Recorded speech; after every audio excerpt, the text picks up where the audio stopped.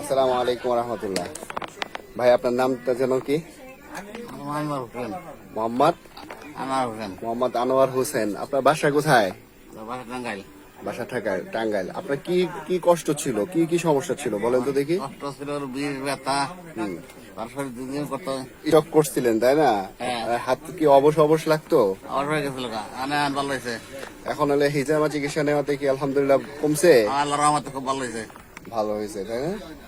আচ্ছা আচ্ছা, টাঙ্গাইল কোথায় বাসা বললেন? টাঙ্গাইল রেল স্টেশনের পুরো সাইডে। গারিন্দা তাই না? রেল স্টেশনের পুরো সাইডে। আপনি স্টক করছিলেন কতদিন হয়?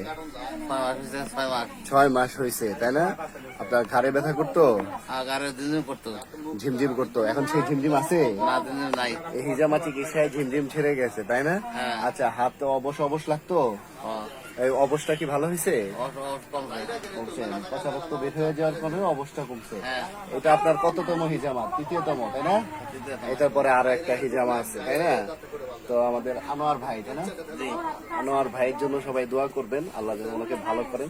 ওনার প্রায় ডান হাতটা পুরো অবশ হয়ে গেছিল, আল্লাহর রহমতে উনি অনেকটা ভালো। হ্যাঁ, আসসালামু আলাইকুম।